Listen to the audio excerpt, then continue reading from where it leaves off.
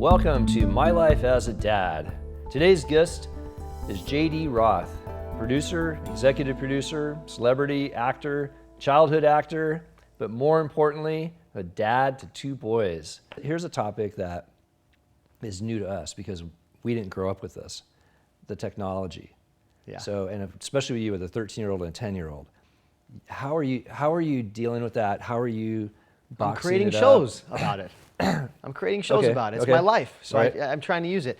So I have a new name for teenagers. Okay. There's a show that we created that we're trying to sell right now called Screenagers. Okay. And the idea that they're just always connected to a screen. Some kids take it, way too far. Some kids manage it better than others. Like my younger son, he could care less. Screen knows he just wants to be outside.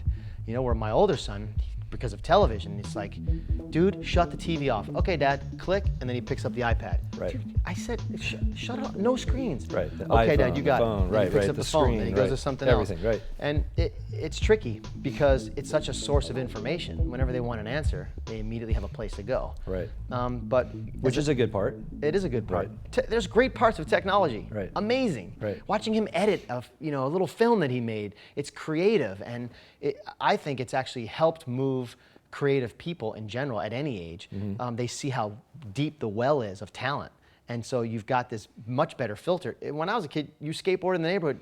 I had no idea that there were people in California who could do 10 times the things that I was doing. I thought I was incredible. Right. Till I arrived here and I realized I sucked.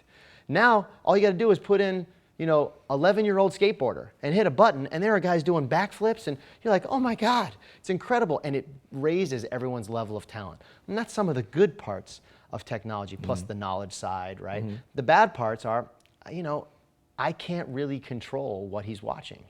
And I'm not always there to control what he's watching. Right. And he's 13. Right. And I know what he's watching. Right. And so it's a difficult thing, and I think full disclosure and transparency as a parent is the best way to handle it. Right.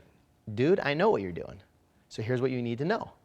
And let him make his own decisions. No different than when your kids were 4 and you'd say, I want to teach them about decision making. So I'd say, okay, here's 2 shirts. It's a brown one and a blue one. Which one do you want to wear? Now, I didn't care which one, but that was an incredible decision for him. Right. I want the brown one. Okay, the brown one's yours today. Right. It's no different than the decision he's going to have to make, more complicated, but it's the same idea. Here's what you're presented with. You have a choice. Right. I know what your friends are doing, and what do you want to do? And you don't even need to give me the answer, but I'm going to present you with all the information, and then you're good. I know with him, I could put a suitcase in his hand and send him away, and he'd come back a successful human being.